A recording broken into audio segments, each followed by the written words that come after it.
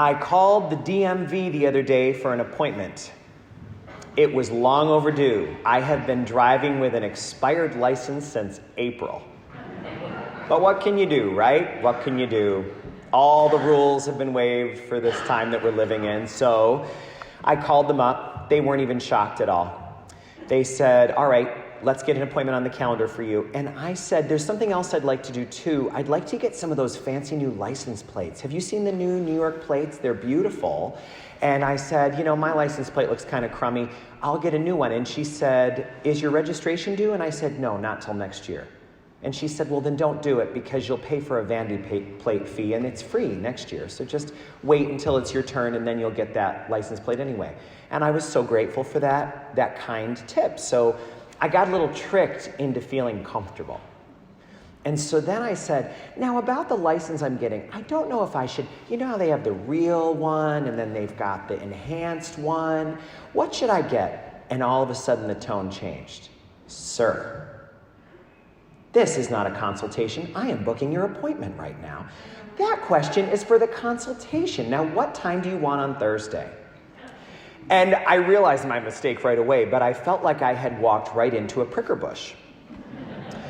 And that is how life is sometimes, right? I mean, I know that can happen with me, with a DMV worker, with anybody. I mean, if things can go along fine, but then something happens that's irritating or that shifts, suddenly things can get kind of prickly. And all of us have had relationships that have turned thorny.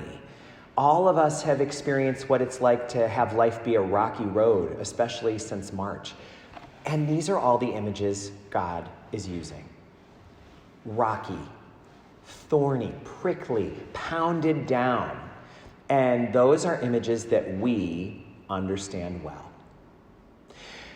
The mistake might be is to think that this type of ground that we're talking about represents a type of person in the world, that is how they're born, and that they're fated to be that way. And so if you're prickly, then you're going to be prickly. And if you've got a rocky road, too bad for you. And if you've been pounded down, well, them's the breaks. But that is not the lesson here. Because all of us, underneath whatever we're trying to deal with, have good ground. We're made in the image of God. We're all good ground down deep. But sometimes you wind up having some things in your plot that are not so pleasant and need to be dealt with. I have been prickly sometimes. Other times I've had rocks in my road. I know what it feels like to be pounded down. And I'll bet you do too. So one of the things we hear is that there is a response. There is something we can do with whatever the situation of our garden happens to be right now. So let's talk about prickers to begin with. If we've got a plot of life that's filled with thorns right now, for a lot of us, that's exactly how it feels. Filled with pricker bushes, filled with burdocks. You feel like you can't go anywhere without getting stuck, without getting hurt, without getting pinched. Well, then what we need to do before we can do anything with the seed is get out the clippers. We've got to clip all of that brush that's in the way. Otherwise, we're going to be cut to ribbons by just being in our land. We can't have that. So the ground needs to be prepared if you've got thorny ground. You can't start from scratch. You've got to get out the clippers, and you've got to be willing to put on work gloves and know what you're dealing with. No matter what kind of land we're dealing with right now, we've got to work with what we've got. And this world is filled with people who won't do that. And you hear the things they say. I can't go to church. Are you kidding? After the way that priest treated me 30 years ago? I'll never pray again. Prickers, thorns. Or you'll hear people say, I can't trust anybody, not after my childhood, but they're an adult. Or what I've been through in my life has caused me to never be able to grow. I can't grow the way I hear these beautiful things. People read these books that help them. Not me, not after what I've been through. But that is a refusal to work with the land that we have. And all of us are facing situations in our garden that are not easy.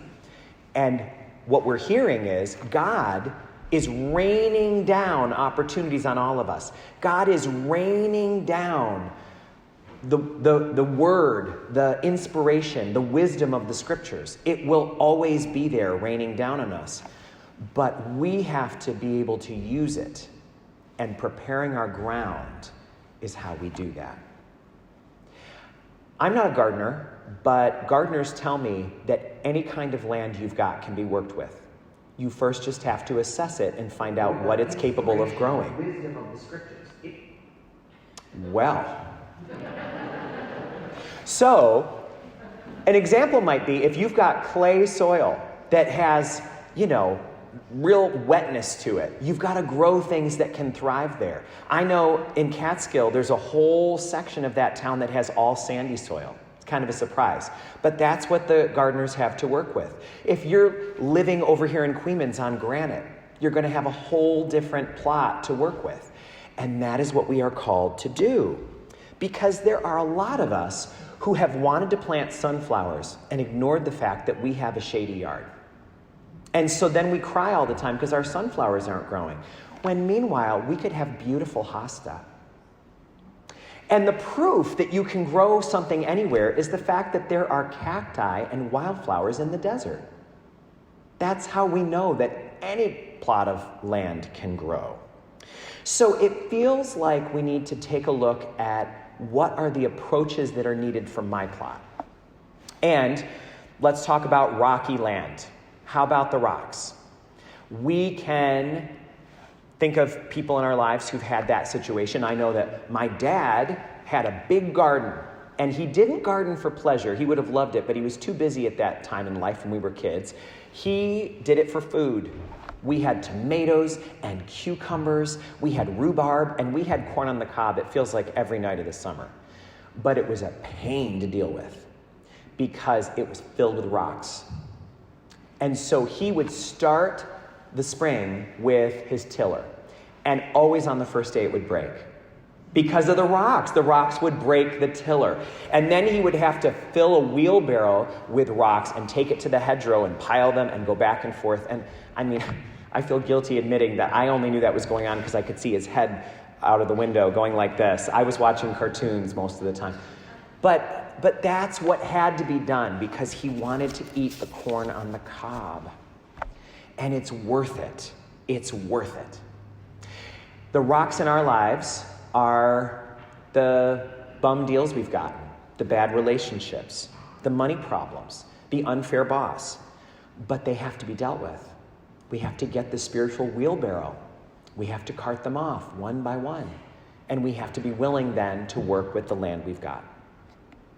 One of the things we've been doing in the parish during the coronavirus time is interviewing parishioners who've been through hard things.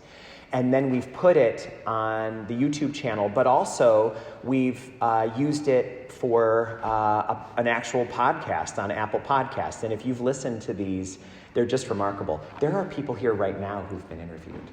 So it's exciting to be with you because now that we know your story, we admire what you've done to get through it.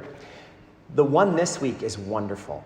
It's a two-parter with a 91-year-old woman who, starting way back in her 20s, was struck with an anxiety disorder. And it was robbing her of her life. And she wound up finding a recovery group called Recovery International that helped her deal with the feelings, rewire her thinking, and it's given her more than 60 years of joy when she thought she was going to have no future. One of the things she says in that interview is, people don't realize that they've got to do the work. And I asked her, what do you mean the work? What's the work? And she said exactly what we're talking about today. She said, you can't have comfort unless you're willing to bear discomfort. It doesn't come easy, she said. People think it comes easy. It doesn't. You've got to be willing to bear the discomfort in order to have the comfort. But once you have the comfort, it's worth whatever discomfort you would go through. She's talking about getting on the work gloves and clipping all the prickers and then piling them and burning them. She's talking about the wheelbarrow full of rocks. She's talking about the tiller that breaks. And let's face it, The proof of this for us is where we live. If you're watching this in upstate New York, we have 4 very distinct seasons. And so we don't get a plot of land that's always the same. Even if you had a beautiful garden last year, by the end of the winter, bounded down flat, looks dead, covered in weeds. And if you're driving along our roads, our country roads here, you know that the farmers don't expect to plant as the first step. Far from it. They have to prepare the ground ahead of time. They spend the whole spring turning the soil and aerating it and getting all the weeds and growth out of there. And then the seed has a chance. So let's recognize that we are able to do a lot of work that can help us out.